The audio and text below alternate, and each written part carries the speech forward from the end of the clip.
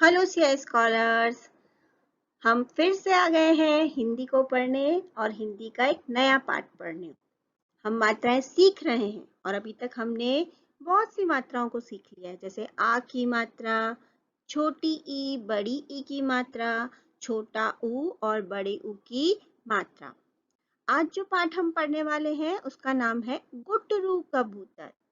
ये जो पाठ है ये आपको र के साथ ऊ की मात्रा को सिखाता है। हमने ऊ की मात्रा पढ़ते समय ये देखा था कि र के साथ ऊ की मात्रा हमेशा हम र के बीच में लगाते हैं।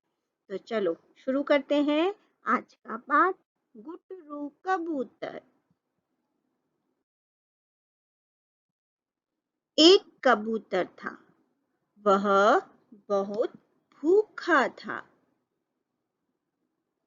एक कबूतर था, वह बहुत भूखा था। नीम की डाल पर गुटर गुटर कर रहा था। नीम पेड़ का नाम है, एक पेड़ होता है जिसका नाम नीम है। उसकी डाल पर बैठकर वो कबूतर जो भूखा था गुटर गुटर कर रहा था।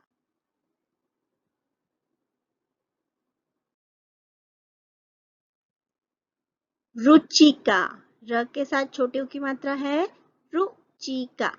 रुचिका एक डलिया लाई। डलिया बोलते हैं लकड़ी की टोकरी को।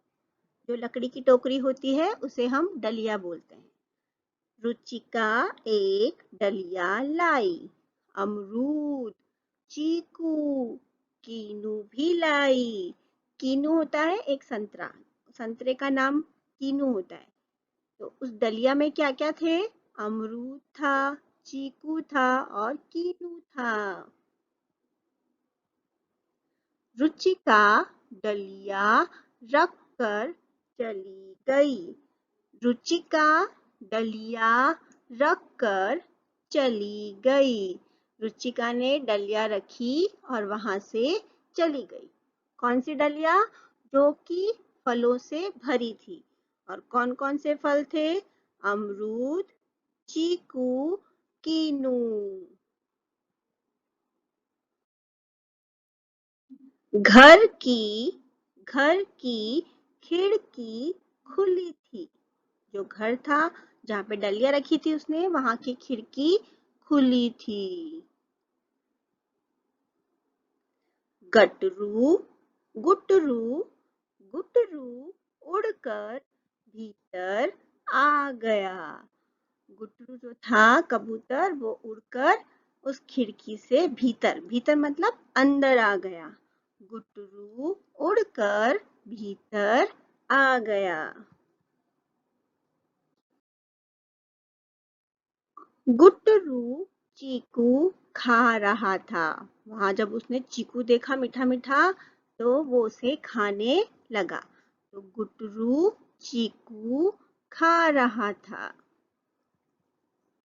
तभी तभी क्या हुआ? रुचिका आ गई। तभी वहां पर रुचिका, जो उस लड़की का नाम है रुचिका, रुचिका आ गई। वह कुछ बाजरा लाई। कबूतर और ये जो पक्षी होते हैं क्या खाते हैं? बाजरा, गेहूं, दाने खाते हैं ना। तो वह कुछ बाजरा लाई। जब उसने देखा कि कबूतर भूखा है तो वो उसके लिए कुछ बाजरा लाई। गुटरू दाना चुग कर उड़ गया। गुटरू ने दाना चुगा और वो वहां से उड़ गया। तो ये था बच्चों आपका पाठ गुटरू कबूतर। आप अपनी किताब में इस पाठ को अच्छे से पढ़िएगा और हर शब्द को ध्यान से बोलिएगा। गुटरू कबूतर।